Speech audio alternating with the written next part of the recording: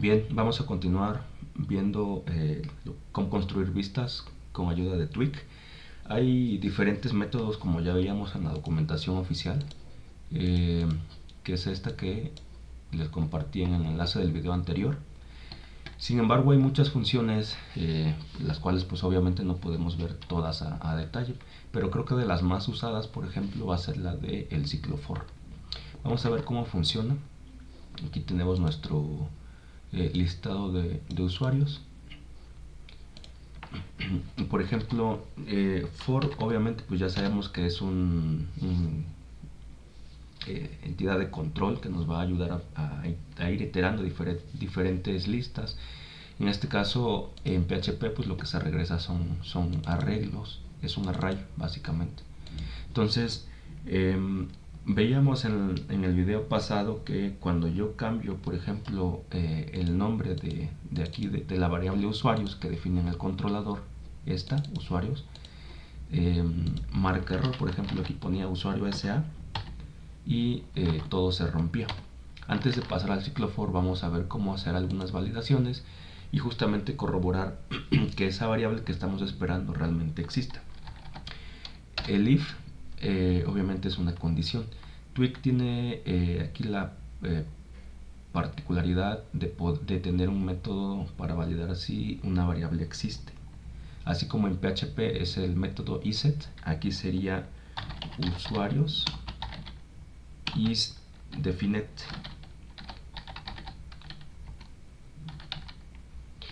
Está preguntando que si está definido.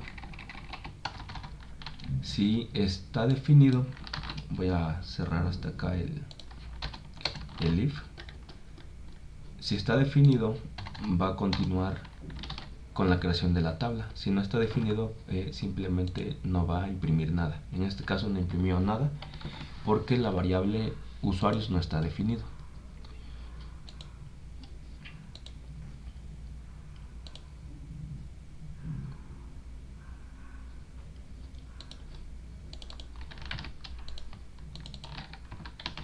Ok, entonces copiamos como estaba, que en este caso es, bueno, de hecho aquí estaba mal escrito, es usuarios en lugar de usuarios.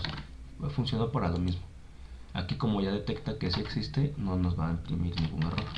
Si yo le pongo la A al final, detecta que no está definido y por lo tanto no sigue.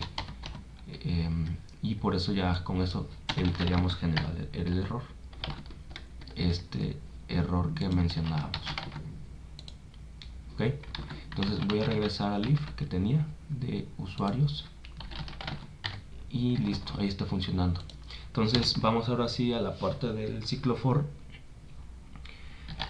En este caso Visual Studio Code nos autocompleta y nos da este pequeño código que dice que del listado que tengamos, que en este caso está en plural, va a sacar solamente un ítem.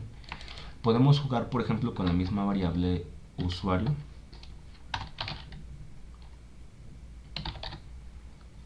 Usuarios, que está en plural. Y aquí podemos poner, por ejemplo, usuario. O solamente voy a poner U para que se vea la diferencia entre las variables. Lo siguiente que voy a hacer es imprimir. Por ejemplo, recuerden que para imprimir el valor de una variable es con doble llave, que abre y que cierra. Entonces sería U y punto atributo, que en este caso voy a imprimir el nombre, que es nombre, punto nombre. Ok, aquí arriba apareció. Obviamente lo está imprimiendo en la misma línea porque pues no hay ninguna etiqueta HTML que haga que, por ejemplo, ocurra esto. Un BR daría saltos de línea y aquí lo dio.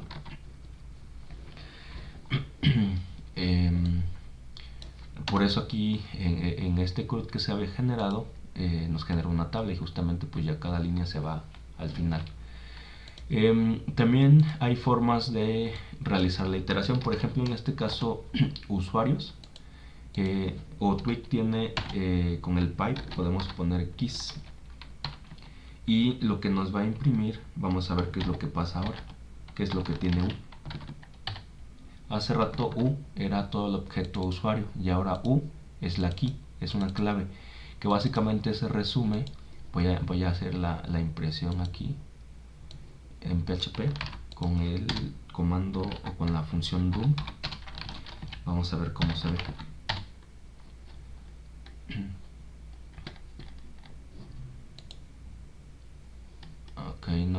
Ok, voy a comentar esta parte, o más bien con la función die. Voy a terminar el script y aquí está, miren, esto es lo que quería mostrarles. Como en este caso un array de resultados de usuario, la primera clave es 0 y para el segundo usuario la clave es 1. Es un consecutivo, no necesariamente tiene que ver con el ID, sino más bien este es un consecutivo que se genera para el array únicamente. Entonces, regresando a la parte de Twig, lo que es U es esa clave, porque lo estoy definiendo con la palabra reservada keys.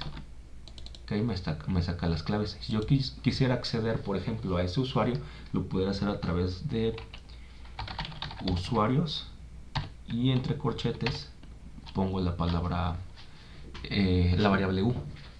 Y U ya va a ir por ese ítem específico y esto me da como resultado un usuario. Entonces ya aquí puedo sacarle, por ejemplo, el atributo nombre. Ok, aquí está curso, que es el primer nombre, y el segundo nombre es segundo usuario. Ok, de esa manera funcionaría este ejemplo. También podemos quitarlo de aquí, porque aquí lo único que va a iterar son las claves de ese usuario. Entonces podemos también definirlo afuera. Podemos poner, por ejemplo, keys, más bien key, coma u, y la primera variable va a ser la clave. Si lo ejecutamos, nos da el mismo resultado, el primer nombre y el segundo nombre. ¿Okay? Entonces hasta aquí todo está correcto. También existe, por ejemplo, aquí si se dan cuenta, en teoría todo se ilumina en color azul, menos el nombre. Para evitar algún tipo de error existe una función que se llama attribute, que está aquí en la misma documentación oficial, y aquí nos da una introducción de cómo funciona. Aquí nos dice que pongamos la función atributo dentro de las dos llaves, ya que es una evaluación. Pongamos el objeto, el método o el argumento que queremos obtener. En este caso, por ejemplo, lo voy a obtener así y lo voy a meter en la función attribute. Voy a meter usuarios en la función attribute y le voy a decir que me traiga el nombre. Ok, vamos a ver qué es lo que pasa. Dice que está tomando dos argumentos. Ok, seguramente más bien es que aquí debería ser la key. No, yo la regué, estaba mal. Aquí debería ser nombre. La dejé afuera del nombre. No existe, claro que no existe porque no es una variable. Importante con eso, como estamos buscando un atributo hay que definirlo como tal. Yo aquí en este ejemplo estaba poniendo una variable, sin embargo esa variable no existe. ¿La puedo definir? Claro que sí. Por ejemplo, también en parte de las funciones que nos permite hacer o tener Twig es hacer un set. Básicamente es la asignación de una variable, que en este caso le puedo poner nombre y aquí puedo poner el valor. En este caso va a ser nombre. Ok, entonces ya no me va a marcar error porque esa variable ya existe. Si yo aquí le cambio, por ejemplo, que sea ahora apellido paterno,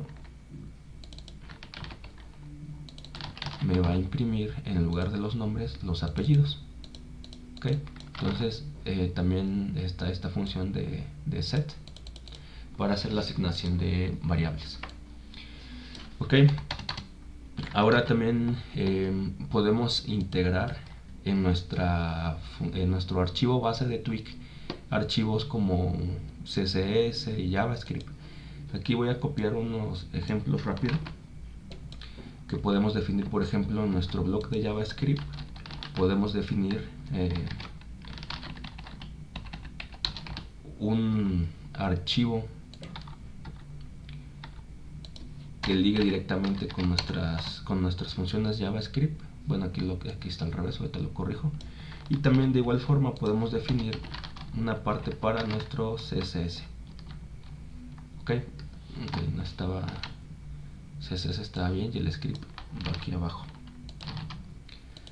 aquí. Sin embargo, estos archivos no funcionan, o no existen todavía. Ahorita los creamos. Lo importante aquí es que estamos ahora utilizando una siguiente función, que es la de asset. Si vamos a la documentación oficial, nos va a hablar de esa función asset y cómo funciona. Nada más existe para Twig. Básicamente va a mostrar un archivo o un recurso, y lo va a desplegar. En este caso, como es un estilo o un archivo CSS, lo va a integrar como una hoja de estilos con esta etiqueta de link, que es de HTML, y el script pues ya conocemos cómo funciona. Entonces voy a crear estos archivos. Estos archivos los voy a crear, o deben de crearse más bien, en la carpeta de public, y aquí puedo crear alguna otra subcarpeta o algo así. Le voy a poner, por ejemplo, recursos,